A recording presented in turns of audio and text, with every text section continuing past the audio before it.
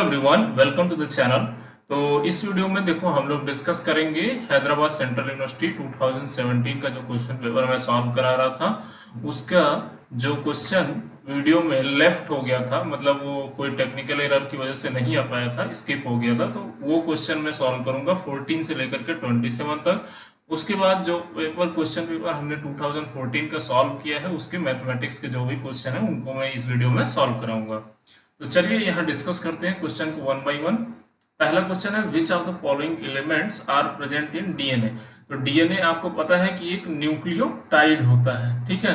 Nucleotide में क्या क्या होता है आपका, यहाँ पर जैसे डीएनए है तो 2 डीऑक्सी ये मतलब राइबोस शुगर होता है, ठीक है। राइबोस शुगर होता है और प्लस आपका नाइट्रोजनस बेस होता है और प्लस आपका फॉस्फेट ग्रुप होता है।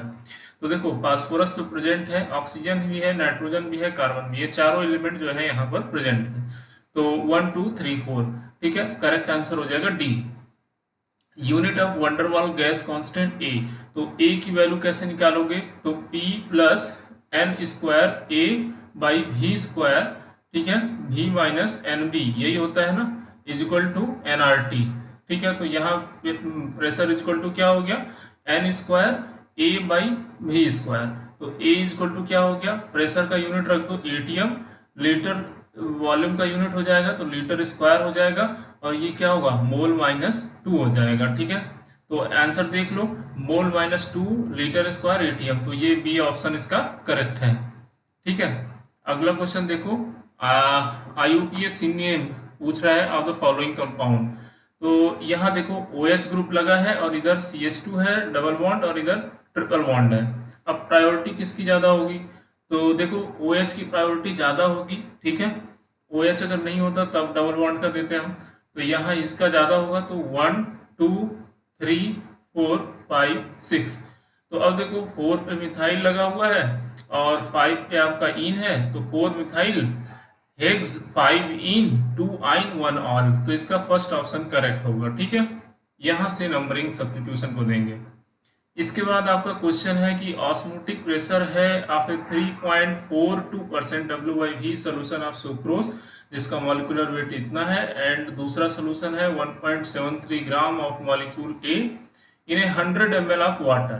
तो 100 ml टोटल वॉल्यूम है of water are same at the temperature. तो ये बोल रहा है कि दोनों का मतलब दो सोल्यूशन है ना, देखो एक है 3.42 ग्राम आपका है सुक्रोज का, ठीक है, सुक्रोज का सोल्यूशन है, और दूसरा है आपका 1.73 ग्राम सोल्यूशन है किसका, मॉलिक्यूल ए है, जिसका मॉलिक्यूलर वेट हमें नहीं पता है, वेट पता है। इन दोनों को मिक्स किया है और टोटल वॉल्यूम कितना है 100 ml है, ठीक है। तो अब हमारे पास इन दोनों का जो है 100 ml में दोनों का ऑस्मोटिक प्रेशर सेम हो जाता है। तो pressure osmotic pressure equal to होता है CRT, पता है ना, C इक्वल टू क्या है, जो भी सॉल्यूट सोल्यूशन में इन्वॉल्व होगा उसका कंसंट्रेशन, मतलब सोल्यूशन का कंसंट्रेशन है। तो अगर यहाँ मोलरिटी है, ठीक है, तो आप सिंपल निकालोगे तो क्या होगा, वेट बाई मॉलिक्यूलर वेट, ठीक है, upon volume of solution in litre, ठीक है। तो वॉल्यूम इन लीटर हो जाएगा, और R into T is equal to pi. तो एक के लिए मान लो होगा WA हो जाएगा, ठीक है, और V इन लीटर RT। तो देखो टेम्परेचर जो है कांस्टेंट है, वॉल्यूम आपका 100 ml है दोनों के लिए, तो पाई इज इक्वल टू मतलब पाई 1 इज इक्वल टू पाई 2 कर दे रहा हूँ, तो WB/MB, ठीक है, ये हो जाएगा। वॉल्यूम इन लीटर उसका भी सेम होगा, वॉल्यूम RT कांस्टेंट हो जाएगा, तो ये आपका आएगा WA/MA, ठीक है, इज इक्वल टू आपका आएगा WB/MB, राइट। तो अब सिंपल आपको फार्मूला रख देना है। देखो पहले का जो है मॉलिक्यूल जो मास दिया है ये आपका, सॉरी ये WA/MA होना था ना, हाँ। अब देखो यहाँ 3.42 ग्राम है, तो 3.42 ग्राम ये रख दो, डिवाइडेड बाय मॉलिक्यूलर वेट 342 हो गया, वेट इसका हो गया 1.73 ग्राम, और उसका मॉलिक्यूलर वेट हमको निकालना है। तो सिंपल आप MB इज इक्वल टू हो जाएगा 1.73 डिवाइडेड बाई 3.42 इंटू 342, तो यहाँ से आप डेसिमल हटा दो, 342, 342 से कट गया, 173 आएगा। तो आपका करेक्ट आंसर जो है वो 173 होगा। क्लियर है? अच्छा, अगला क्वेश्चन आप देखो कि the quantum number n, l and m of the highest occupied atomic orbital of barium है। ठीक है, इसको थोड़ा मिटा देता हूँ तो क्वेश्चन दिखेगा आपको। बेरियम है, ठीक है, तो ये बेरियम है। तो बेरियम के लिए इलेक्ट्रॉनिक कॉन्फ़िगरेशन पहले लिखो। तो हाइड्रोजन, हीलियम, लिथियम और बेरिलियम। तो एटॉमिक नंबर हो गया 4। ठीक है, अगर लिखोगे तो 1s2 2s2 होगा, राइट। अब देखो n की वैल्यू क्या होगी, 2 होगी। l की वैल्यू क्या होगी, s ऑर्बिटल के लिए 0। और m की वैल्यू क्या होगी आपकी, मतलब ml की वैल्यू हमेशा -l से +l होती है, तो ये 0 है तो ये भी 0 हो जाएगा। तो आपका 200 इसका करेक्ट आंसर होगा। ठीक है, बेरिलियम का 4 ही होता है ना atomic orbital, sorry atomic number. ठीक है, तो ये आपका करेक्ट है। तो 200 का सेट देख लो तो आपका बी ऑप्शन इसका करेक्ट होगा। अगला क्वेश्चन देखो, ये पूछ रहा है कि 100 ग्राम है बेंजीन का।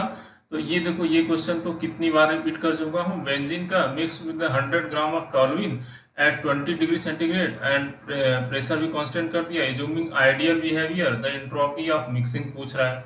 तो सिंपल आपको फार्मूला पता होना चाहिए। Entropy of mixing is equal to -r summation over ni ln xi होगा। ठीक है, अब देखो -r ये हो जाएगा और ni की वैल्यू यहाँ से निकाल लो।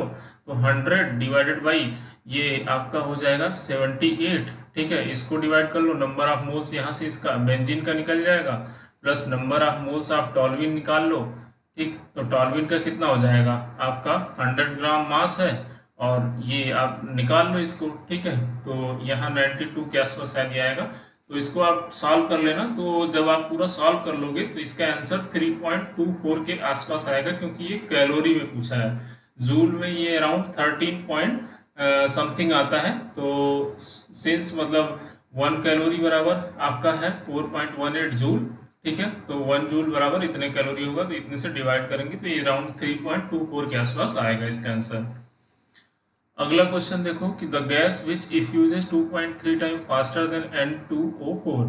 अच्छा, तो गैस का जो है इफ्यूजन का जो रेट होता है ये इनवर्सली प्रोपोर्शनल होता है उसके मॉलिक्यूलर वेट के। ठीक है, तो आप अगर मैं मतलब उस गैस का निकालना है कि जो कि 2.3 टाइम फास्टर हो देन इसके, तो मैं दोनों का अलग अलग रेशियो निकाल लेता हूँ। ठीक है, अब देखिए इसमें क्या होगा कि ये मान लेता हूं मैं RA है। ठीक है, तो पहला N2O4 के लिए हो गया ये।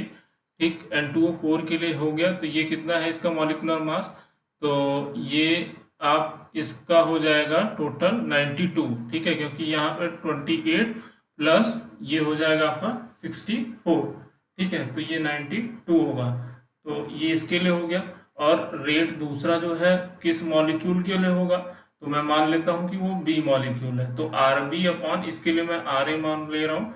ठीक, तो RB जब मैं ऊपर लिख रहा हूँ तो उसका मॉलिक्यूलर वेट नीचे आएगा और RA का ऊपर जाएगा। तो मॉलिक्यूलर वेट ऑफ N2O4, ठीक है, RA को माना हूँ, और मॉलिक्यूलर वेट ऑफ जो भी दूसरा कंपाउंड है उसका, ठीक है, मान लो B का है। तो अब इसका हो गया 92। अब देखो पहला अगर मैं रखता हूँ अमोनिया, तो यहाँ मॉलिक्यूलर मास कितना हो जाएगा, 14 प्लस 3 17 हो जाएगा। तो यहाँ 17 रख दिया।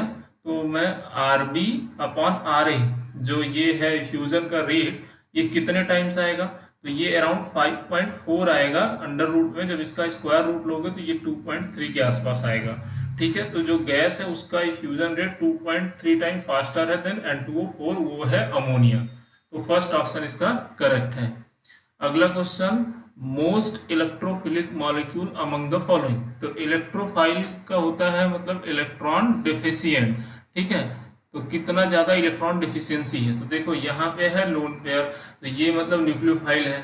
यहाँ पे देखो ये जो है आपके पास पाई इलेक्ट्रॉन है, तो ये भी न्यूक्लियोफाइल की तरह काम करता है। इस पे भी देखो एक लोन पेयर ऑफ इलेक्ट्रॉन है, तो ये भी जो है आपका क्या है, मतलब सिंपल आपका न्यूक्लियोफाइल है। अब आता है BF3। BF3 क्या है कि ये जो है आपका मॉलिक्यूल ये काम करता है एज अ इलेक्ट्रोफाइल। क्यों? क्योंकि ये जो देखो इलेक्ट्रॉन यहाँ से जो है बोरान से फ्लोरीन की तरफ ओरिएंटेड होते हैं, तो ये जो होता है ये इलेक्ट्रॉन डेफिशिएंट होता है, तो सी इसका करेक्ट आंसर होगा। The absolute configuration of the following compound, यहाँ पे क्या होगा, तो देखो सबसे पहले प्रायोरिटी दे दो। तो अगर मैं पी की बात करूं तो यहाँ पर देखो ये फोर्थ पोजीशन होगा, ठीक है, और C double bond O O H इसको देंगे आप फर्स्ट प्रायोरिटी या सेकंड। देखो यहाँ पर सी के साथ ओ जुड़ा है, एक ओ है, जबकि यहाँ पर दो ओ है, तो इसकी प्रायोरिटी फर्स्ट हो जाएगी और नीचे वाले की सेकंड हो जाएगी, इसकी हो जाएगी थर्ड। तो जब भी आपका फोर्थ पोजीशन हॉरिजॉन्टल लाइन पे है, इसको आपको एक्सचेंज करना होता है, ठीक है। तो यहाँ 4 कर दीजिए, यहाँ 1 कर दीजिए, यहाँ भी एक्सचेंज करना होगा दोनों साइड, यहाँ पर भी और यहाँ पर भी, ठीक है। तो आपका रिटर्न रहेगा जो कॉन्फ़िगरेशन आता है, तो 2 और यहाँ यहाँ सॉरी 3, यहाँ पे आएगा 2, ठीक है। तो 1 2 चलना है, 1 2 3, ठीक। क्या आ रहा है कॉन्फ़िगरेशन आपका? एस आ रहा है, तो ये एस होगा। अगला देखो यहाँ पर क्या है प्रायोरिटी, देखो पहला फोर्थ ऊपर आ जाएगा, इसके बाद देखो यहाँ CH2SH है, तो इसकी प्रायोरिटी इससे ज़्यादा होगी, तो यहाँ पर 1 हो जाएगा, यहाँ पर इसकी 2 हो जाएगा, यहाँ पर ये 3 हो जाएगा। अब यहाँ में फोर्थ ऑलरेडी टॉप में है, तो कुछ करने की जरूरत नहीं है, सिंपल 1 2 3 कर दो, तो ये आर आएगा आपका। तो पी एस है पी में और आर है क्यू में, इसका सी ऑप्शन करेक्ट होगा, ठीक है, समझ गए। If the ratio of the area of a square to that of the circle, अच्छा तो ये क्वेश्चन मैथ का आ गया, चलो देख लेते हैं। If the ratio of the area of square, area of square क्या होगा? ए स्क्वायर होगा, ठीक है, to that of the circle, circle का एरिया क्या होगा? पाई आर स्क्वायर होगा, is equal to pi the ratio of perimeter of the square, तो स्क्वायर का पेरीमीटर होगा 4a, ठीक है, अगर साइड अगर उसका a है तो 4a divided by circumference of the circle 2 pi r is equal to क्या होगा, ये पूछ रहा है, ठीक है। तो सिंपल है, आप यहाँ से a बाई पाई आर निकाल लो, या आप एक काम करो कि इसकी वैल्यू आपको मतलब यहाँ देखो a बाई पाई आर की वैल्यू यहाँ से आप निकाल करके यहाँ पे रख दो, तो आपको मिल जाएगा वैल्यू, ठीक है। तो a बाई पाई आर अगर आप निकालोगे तो ये कितना होगा? पाई इंटू आर बाई ए, यही होगा, ठीक। तो ये आपका हो गया। अच्छा देखो इसमें क्या करो कि आप ना यहाँ पर 4 से मल्टीप्लाई कर दो, ऊपर भी 4 से नीचे कर दो, तो ये क्या हो जाएगा आपका 4a स्क्वायर अपॉन में 4 पाई आर स्क्वायर, ठीक है, इज इक्वल टू पाई होगा। तो अब मैं क्या कह रहा हूँ कि यहाँ पर 4a स्क्वायर कर लो, मतलब ये देखो आपको ये रेशियो लाना है ना, 4a अपॉन 2 पाई आर, तो यहाँ पे कर दो 4a अपॉन मतलब 4a, देखो ये हो जाएगा, आप अगर आप निकालोगे तो 4a square is equal to क्या हो जाएगा आपका? पाई स्क्वायर आर स्क्वायर 4, यही होगा, 4 4 से कैंसिल हो जाएगा, तो a बराबर आपका क्या आएगा? पाई इंटू आर आएगा, यही आएगा ना। तो a की वैल्यू यहाँ पे रख दो 4/2, a की वैल्यू है आपका पाई आर अपॉन में पाई आर, तो ये कैंसिल हो गया 2/4, तो आपका 2 आंसर आ जाएगा। अगला क्वेश्चन देखो, if the carbon carbon bond length in benzene is 1.4 angstrom, तो देखो कार्बन कार्बन जो बॉन्ड लेंथ है बेंजीन में, ये हमेशा जो है ना तो डबल बॉन्ड होता है ना तो सिंगल होता है, तो सिंगल से कम होता है लेकिन डबल से ज़्यादा, मतलब डबल मतलब ये हाफ बॉन्ड है, 1/1/3 है, ठीक है, 2 है, तो ये 1.5 टाइप का बॉन्ड ऑर्डर है इसका, ठीक है। तो इसका 1.4 एंगस्ट्रॉम है, तो एक कार्बन से लेकर के तीसरे कार्बन तक का डिस्टेंस पूछा है, तो इसका भी 1.4a होता है क्योंकि सेम होता है, तो टोटल यहाँ से यहाँ तक काउंट करोगे तो 2.8 हो जाएगा, ठीक है। तो इसका करेक्ट आंसर डी होगा। Choose the planar species from the following, देखो प्लेनर बताना है, XgF4, तो Xg के पास 8 लोन पेयर ऑफ इलेक्ट्रॉन है, 4 तो बॉन्ड के हो गए और 2 लोन पेयर हो गए, तो अगर इसका शेप देखेंगे ना, चूज द प्लेनर स्पीसीज बताना है, तो जीनॉन आपके पास देखो ये है आपके 4 फ्लोरीन, इसके बाद इसके ऊपर और नीचे एक एक लोन पेयर रहेगा, ठीक है, तो अगर देखा जाए तो ये स्क्वायर प्लेनर कॉम्प्लेक्स ही है, ठीक, स्क्वायर प्लेनर मॉलिक्यूल है। अब देखो ClO4 ये तो टेट्राहेड्रल है, बता चुका हूँ कई बार। PdCl4 2 minus square planar complex है। हाँ, तो ये देखो इसमें जो है C double bond O double bond O O, ठीक है, और टोटल हो गया 2 तो 4 तो 6, और ये हो गया O माइनस, ये होता है एक्चुअली। तो ये टेट्राहेड्रल होता है, और PdCl4 स्क्वायर प्लेनर होता है, क्योंकि पैलेडियम के जितने कॉम्प्लेक्स होते हैं वो स्क्वायर प्लेनर होते हैं। MnO4 माइनस टेट्राहेड्रल होता है। तो ये तो होगा नहीं, केवल ये हो सकता है और थर्ड हो सकता है। तो फर्स्ट और थर्ड का ऑप्शन करेक्ट होगा, D answer. Major product form in the following reaction. देखो यहाँ पर क्या है कि ये SOCl2 है और इसके साथ पिरिडीन बेस है, ठीक है। तो देखो दो चीजें इंपॉर्टेंट है यहाँ पर इस रिएक्शन में। ये कैसे होता है, सिंपल यहाँ से अटैक करता है, और देखो S डबल बॉन्ड O और Cl और Cl होता है। तो जैसे ही ये O यहाँ से अटैक करेगा ना, देखो O यहाँ पे अटैक करेगा, और ये वैसे ही O माइनस होगा, और ये O माइनस फिर से रिवर्स आएगा, एक Cl मॉलिक्यूल निकल जाएगा। तो आपका जो कंपाउंड बनेगा वो ये बनेगा डॉटेड लाइन पे O, ठीक है। और यहाँ पे देखो O lone pair of electron दिया, तो यहाँ पॉजिटिव चार्ज आएगा और H उस पॉजिटिव चार्ज को न्यूट्रलाइज कर देगा, अब खुद निकल जाएगा। या तो यहाँ पे आप लगा भी सकते हो, ठीक है, इस तरीके से पॉजिटिव चार्ज। अब देखो यहाँ पे सल्फर हो गया, सल्फर के साथ इसकी बॉन्डिंग हो गई ऑक्सीजन की डायरेक्ट, और यहाँ पर डबल बॉन्ड है और एक Cl निकल चुका है। अब ये जो Cl माइनस होता है, देखो यहीं पे जो है इसका पूरा प्रॉब्लम सॉल्व हो जाता है कि ये जो OH प्लस है ना, ये यहाँ से स्ट्रॉन्ग मतलब अच्छा लिविंग ग्रुप है, तो ये यहाँ से रिमूव होता है, और ये मतलब डबल बॉन्ड बनता है। At that time Cl minus remove हो जाता है, और ये उसी टाइम पे ये फ्रंट पेज से अटैक करता है। तो अगर केवल SOCl2 है, ठीक है, ओनली SOCl2 है, तो रिटेंशन ऑफ कॉन्फ़िगरेशन होगा, ठीक है, रिटेंशन ऑफ कॉन्फ़िगरेशन होगा, ठीक, ये आप याद रखना। और अगर पिरिडीन है, तो पिरिडीन का क्या फंक्शन होता है कि यहाँ जो ये स्टेप होता है ना, इसी स्टेप में यहाँ पर पिरिडीन आके सल्फर के ऊपर अटैक करता है, ठीक है, इसी स्टेप में, और Cl को दूसरे Cl को रिमूव कर देता है, ये जो यहाँ पर प्रेजेंट है। मतलब ये मैं आपको बताऊं तो पहला स्टेप हुआ हमारा कि ये यहाँ पर ऑक्सीजन बाइंड किया है, ठीक। अब मैं बिलो द प्लेन से इसको दिखा रहा हूँ। ये यहाँ पर देखो जस्ट ये वाला हो गया ग्रुप। अब ये डबल बॉन्ड ऑक्सीजन बाइंड है, एक Cl रिमूव हो चुका है, ठीक, ये वाला स्टेप मैं बता रहा हूँ। अब यहाँ पे क्या होता है कि पिरिडीन बेस की वजह से होने से ये अपना लोन पेयर ऑफ इलेक्ट्रॉन यहाँ पर डोनेट करता है, और एट द सेम टाइम ये Cl माइनस रिमूव हो जाता है, ठीक। तो अब ये जो ग्रुप होता है ये इस टाइप से आपका देखो बाइंड होता है कि O यहाँ पर होता है, S डबल बॉन्ड O ये होता है, और यहाँ पर पिरिडीन बाइंड करता है पॉजिटिव चार्ज के साथ, ठीक है, ये बाइंड होता है। अच्छा, और देखो यहाँ पर ये ग्रुप है। अब ये Cl माइनस रिमूव होता है, तो ये हमेशा बैक साइड से आता है, ठीक है। तो बैक साइड से आएगा, फ्रंट से आएगा, ये बैक से निकलेगा और ये रिमूव हो जाएगा। तो जब भी पिरिडीन यूज करेंगे तो वो SN2 मैकेनिज्म फॉलो करेगा, ठीक है।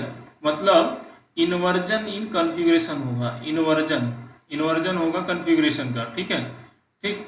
जबकि अगर केवल SOCl2 है तो वो रिटेंशन होगा। तो यहाँ पे जो आपका प्रोडक्ट बनेगा वो C होगा, ठीक है, करेक्ट आंसर, क्योंकि ये डॉटेड लाइन पे है तो अबव द प्लेन से आएगा। तो ये हो गया आपका 2017 तक के जो क्वेश्चन स्किप हो गए थे वीडियो में वो, ठीक है। तो यार देखो वीडियो बनाने में बहुत मेहनत लगता है, आप लोग प्लीज़ वीडियो को शेयर करो, ज़्यादा से ज़्यादा दोस्तों के पास पहुँचाओ, और जो बच्चे पहली बार चैनल पे विजिट कर रहे हैं आप लोग प्लीज़ चैनल को सब्सक्राइब कर लीजिए। मैं सिर्फ SU एंट्रेंस तक ही जो है अपने आप को लिमिट नहीं रखूँगा। अभी जो भी आपके एग्जाम है, चाहे JNU हो या फिर पंजाब यूनिवर्सिटी हो या फिर कोई अदर यूनिवर्सिटी है, तो आपके उसको भी क्वेश्चन को मैं कवर करूँगा। फिर इसके बाद मेरा टारगेट है कि आप लोगों को जैम के लिए भी प्रिपेयर कराऊँगा, ठीक। तो चलिए देखते हैं। अब अगला क्वेश्चन है, अ box contains 5 red 4 blue and 5 green balls. If 3 balls are drawn at random, then probability that all the 3 are green. ठीक है, एक बॉक्स है, उस बॉक्स में 5 आपके पास क्या है, रेड है। ठीक है, तो मैं थोड़ा सा इसको पिक्चर के थ्रू बताता हूँ। ये 5 आपके पास रेड है, 4 आपके पास ब्लू है। ठीक है, 4 आपके पास ब्लू है और एक और है ग्रीन है। ठीक है, तो 5 आपके पास ग्रीन है।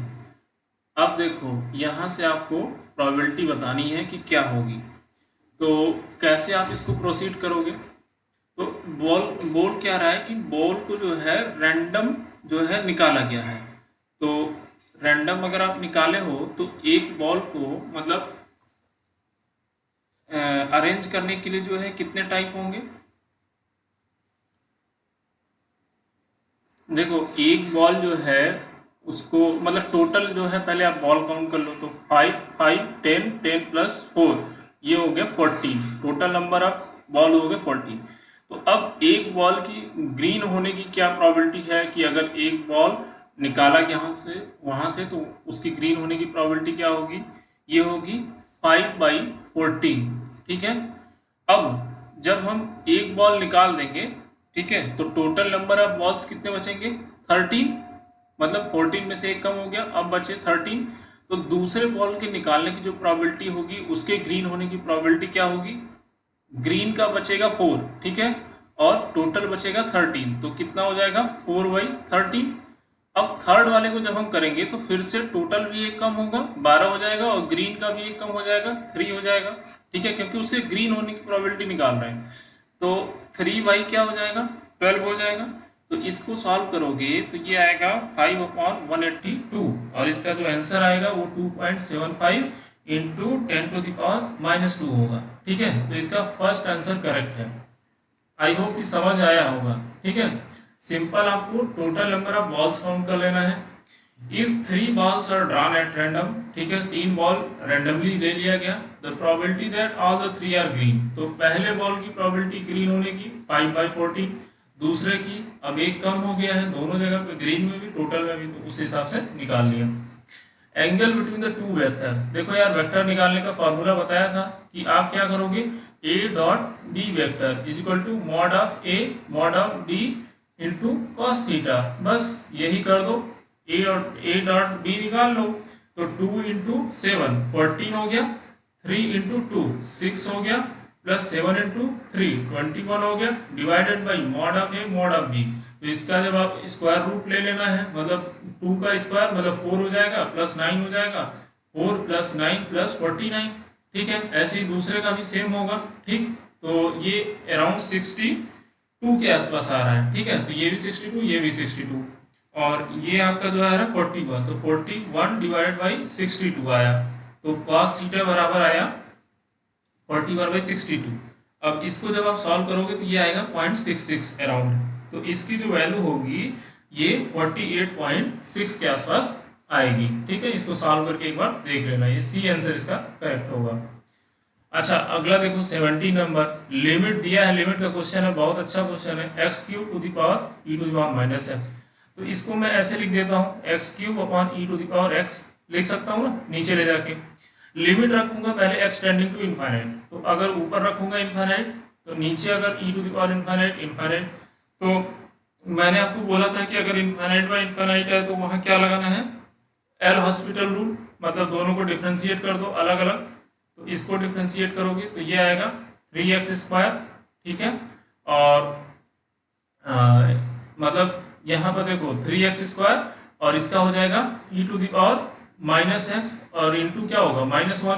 तो अब x की वैल्यू फिर से आप जो है देखो, इसको आप दोनों तरीके से कर सकते हो, मैं यहाँ एक ही में कर रहा हूँ, लेकिन इसको आप अलग अलग डिफ्रेंशिएट कर लो। जैसे फर्स्ट फंक्शन सेकंड फंक्शन, तो फर्स्ट फंक्शन हो जाएगा x³, सेकंड फंक्शन का differentiation e to the power -x into -1 plus second function e to the power -x differentiation of second 3x², sorry 3x²। ठीक है, अब वैल्यू यहाँ पे भी रखोगे वही, यहाँ पे भी वही रखोगे, तो दोनों जगह ही इनफाइनाइट आ रहा है। तो इसका जो एग्जैक्ट आंसर आ रहा है वो पहला है, इनफिनिटी आ रहा है आंसर। ठीक है, अगला देखो जीरो टू इनफाइनाइट ये रखना है। ठीक है, तो एक काम करो कि यहाँ एक्स स्क्वायर बराबर टी रख दो, तो 2x dx इक्वल टू क्या हो जाएगा, dt हो जाएगा। x dx इक्वल टू क्या होगा, dt बाई टू हो जाएगा, राइट। ठीक है, तो x dx बराबर dt बाई टू रख दो, और लिमिट में कोई चेंजेस होगा नहीं, तो जीरो टू इनफाइनाइट ही होगा, क्योंकि जब x बराबर जीरो होगा तो t बराबर जीरो, जब x बराबर इनफाइनाइट t बराबर इनफाइनाइट। और e to the power minus x square हो जाएगा, t है तो t, और ये हो जाएगा dt बाई टू। ठीक है, तो सिंपल है, वन बाई टू ले लो, और e to the power minus T है, इसका integration e to the power minus T ही होगा, और माइनस वन कॉमन आ जाएगा, तो आप यहाँ जीरो टू इन्फाइनाइट रख दो। तो सिंपल, आप जब इसको सॉल्व करोगे तो देखो माइनस वन बाई टू, और वन बाई इसको लिख लो ये e to the power minus t जो है one by e to the power t minus one by e to the power t रखूंगा, तो टी की जगह मैं यहाँ इनफाइनाइट रख रहा हूँ, यहाँ मैं जीरो रख रहा हूँ। ठीक है, तो E to the power zero one, E to the power infinite zero हो गया। ठीक है, तो ये मतलब वन बाई इनफाइनाइट जीरो हो गया। ठीक, तो ये हो गया जीरो माइनस वन, तो यहाँ पे आ जाएगा वन बाई टू। तो करेक्ट आंसर इसका सी है। एंगल बिटवीन द लाइन, देखो लाइन के बीच में कभी एंगल पूछे तो उसके स्लोप को क्या होगा, निकालना होगा। तो यहाँ पे y equal to M X plus C से कंपेयर कर लो, तो यहाँ पे m1 कितना आया है, तो देखो यहाँ पे जो m1 आ रहा है ना आपका, वो है प्लस वन, यहाँ पे जो आपका m2 आ रहा है, ये आ रहा है आपका वन बाई रूट थ्री। ठीक है, इधर डिवाइड कर दो, तो टेन थीटा बराबर जो है वो होता है m1 माइनस m2। ठीक है, फार्मूला अपॉन में one plus m1 into m2। अब इसको सॉल्व कर लो। ठीक है, one minus one by root three upon में one plus one by root three. इसको जब पूरा सॉल्व करोगे तो थीटा की वैल्यू आपका आएगा 15 डिग्री। ठीक है, तो ये 15 डिग्री इसका करेक्ट आंसर है। सॉल्व कर लेना। ठीक, फार्मूला जरूर याद रखना, tan theta equal to m1 minus m2 upon 1 plus m1 m2। The graph of y square equal to x, parabola है यार। ठीक है, तो पहला ही ऑप्शन सही होगा, y equal to y square equal to 4ax square. These are the 5 boxes. देखो यहाँ पर बायो वाले बच्चों को समझ में नहीं आया होगा, तो आप जो है एक ग्राफ बना लो। ठीक है, अगर चाहते हो तो यहाँ x और यहाँ y रख लो, तो x बराबर जीरो रखोगे तो y बराबर जीरो मिलेगा, x बराबर टू रखो, y बराबर क्या मिलेगा, आप देखो टू रखोगे तो y की वैल्यू क्या है, अंडर रूट टू, मतलब 1.414। ठीक है, ऐसे ही आप जो है यहाँ पे फोर रख लो, x बराबर फोर रखोगे तो y की वैल्यू क्या मिलेगी, टू मिल जाएगी। ठीक, तो ऐसे ही आप करके देख लो। ठीक, तो आपका ए ऑप्शन आएगा इसका। अगला क्वेश्चन देखो, देयर आर 5 बॉक्सेस। ठीक है, 5 बॉक्स हैं, 3 4। ठीक, only one ball can be put in each box, एक बॉक्स में एक ही बॉल रख सकते हैं। The number of ways in which one red one blue ball can be put into these boxes is n। The number of ways in which two red balls can be put into these boxes is m। तो n बाई m का ratio निकालना है। ठीक है, तो देखो यहाँ पर जो है आपके पास 5 जो है बॉक्सेस हैं, तो इसका मतलब ये है कि आप 5 टाइप से जो है अरेंजमेंट कर सकते हो। ठीक है, एक बॉक्स में केवल एक ही बॉल को रखना है, इस वजह से। तो पहले में आपका पहला अगर बॉल जैसे ले रहे हो, हाँ, वन रेड बॉल अगर ले लिए, ठीक, तो वन रेड और वन ब्लू बॉल, तो कितना हो जाएगा, पहले में आपका अरेंजमेंट जैसे पहले के लिए अगर आप लोगे तो कितना होगा, तो देखो जब पहला आप रखोगे तो मान लो वन रेड बॉल रखोगे तो उसके लिए 5 टाइप के मतलब 5 बॉक्सेस अवेलेबल है। दूसरा जब वन ब्लू बॉल रखोगे तो उसके लिए 4 बॉक्सेस अवेलेबल है। तो टोटल कितना हो गया वे अरेंजमेंट का, वो हो गया 5 इंटू 4 मतलब 20 हो गया। और देखो दूसरा क्या है कि the number of ways in which two red balls, अब चाहे दो रेड बॉल लो या एक अलग अलग लो, दोनों रेड बॉल एक ही बॉक्स में तो जा नहीं सकते हैं, तो पहले के लिए होगा 5, दूसरे के लिए होगा 4। ठीक है, तो टोटल हो गया 20। अब इनका रेशियो निकालना है n बाई एम, तो 20/20 कितना होगा 1 हो जाएगा। Correct answer D. 42, if dx by dt is equal to इतना, then x is equal to 0 and t 0 equal to 0, इसके वैल्यू निकालना, सिंपल इंटीग्रेट करना है। तो डी एक्स, ठीक है, इधर कर दो और -1/1 plus T into D T कर दो।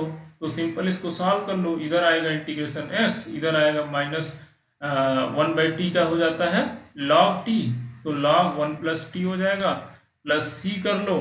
तो जब x बराबर 0 है तो t बराबर 0 है, तो इसकी वैल्यू कोई चेंजेस नहीं आएगा, तो c बराबर 0 ही आएगा, तो ये कोई मतलब नहीं है।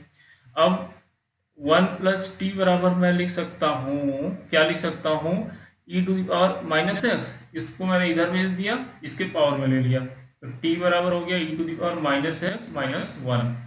तो करेक्ट आंसर है B.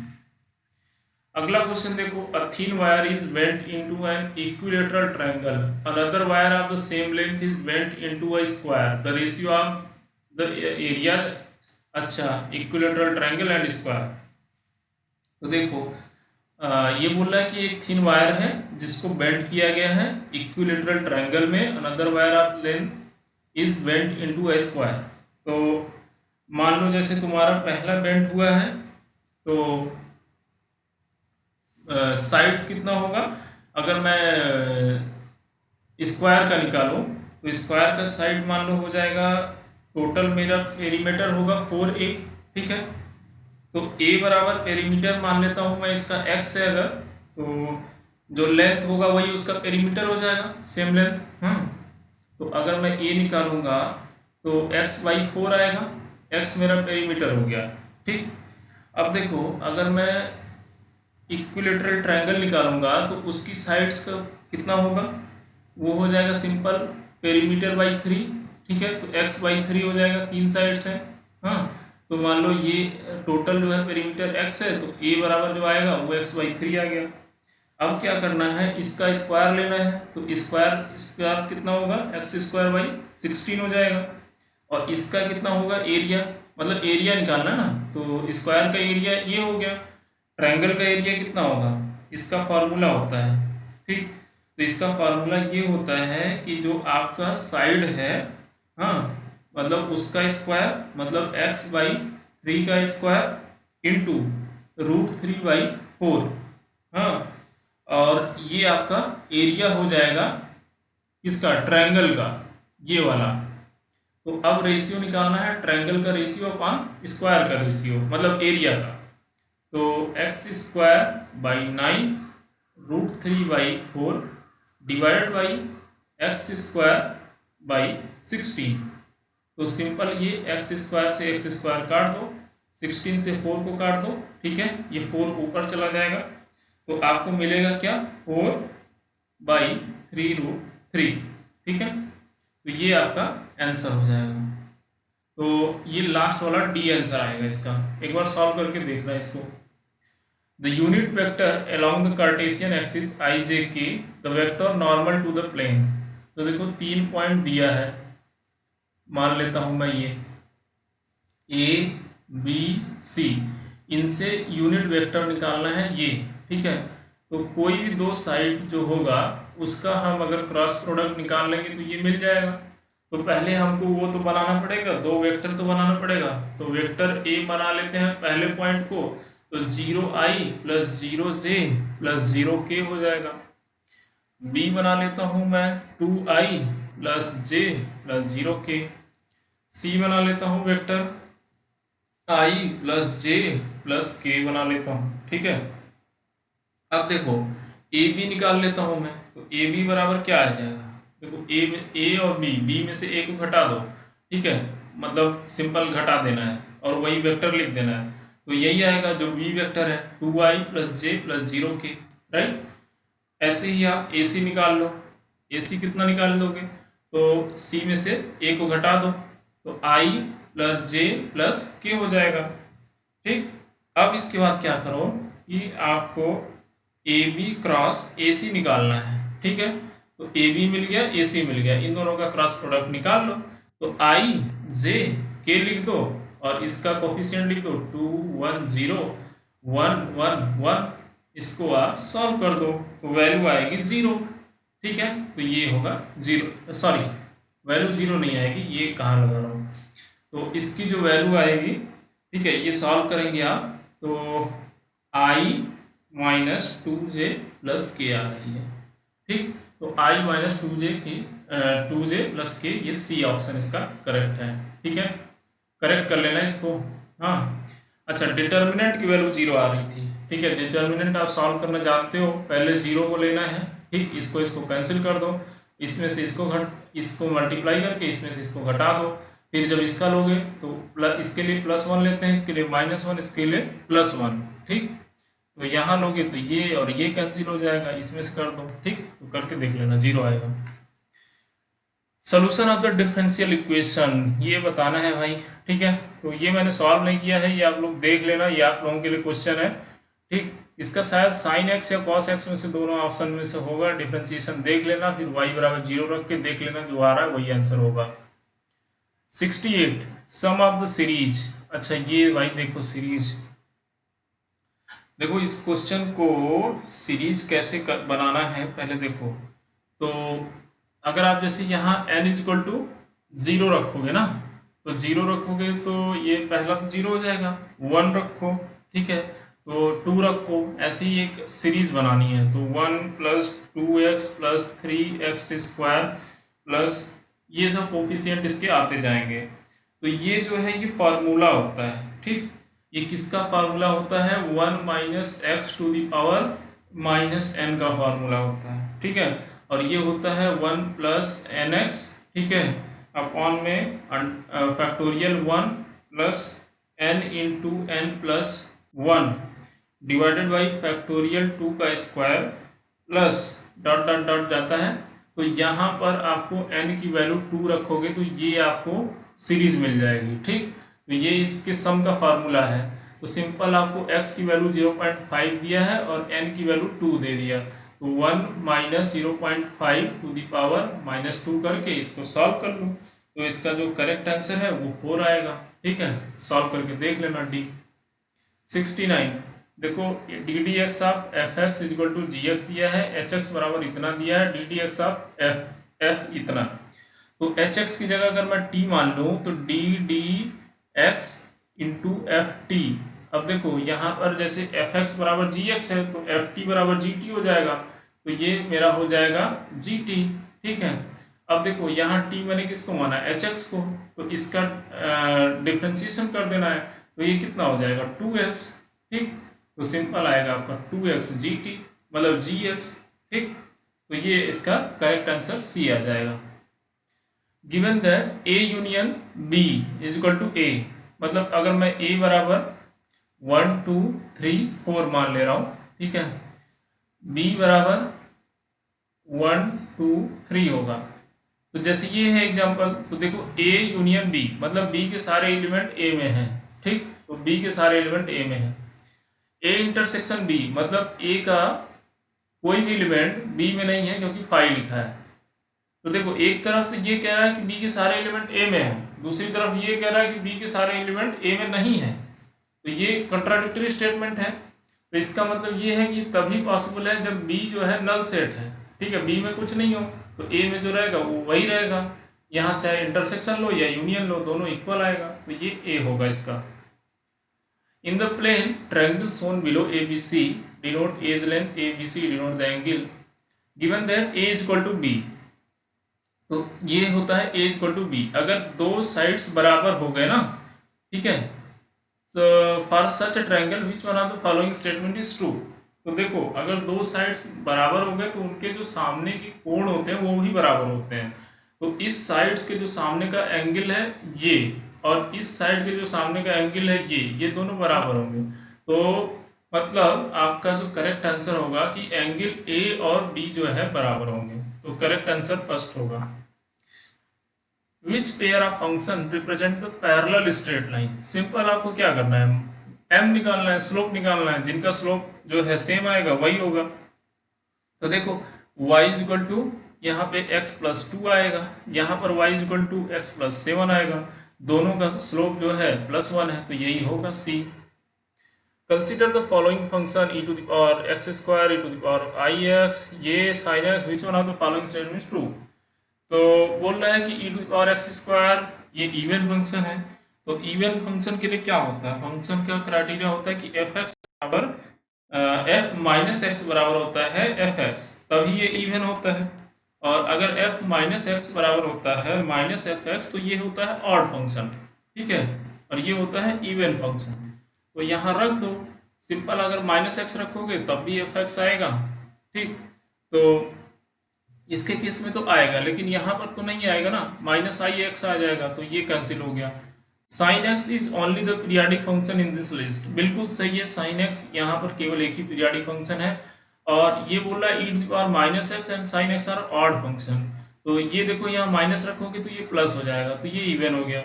E to the power E I X is a periodic function, तो ये भी आपका सही नहीं है, ठीक है, कि ये पीरियाडिक फंक्शन है। तो ये पूरा सोल्यूशन हो गया आपका 2014 एससीयू का कंप्लीट हो गया, ठीक है। तो 15 कंप्लीट हो गया, 16 हो गया, 17 हो गया, 18 अभी रह गया है, 19 कंप्लीट है। तो आप अगर टोटल काउंट करोगे तो 100 100 100 100 प्लस यहाँ पर भी 100 हुआ है, मतलब 50 से ज़्यादा क्वेश्चन करा चुका हूँ 100। तो बस इसमें जो है अभी एक वीडियो और करा दूंगा, उसके बाद आपके 600 क्वेश्चन अराउंड कंप्लीट हो चुके हैं, ठीक है।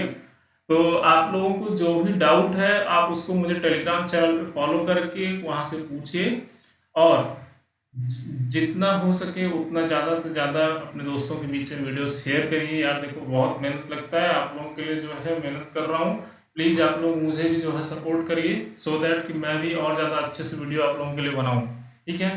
So thank you so much guys. और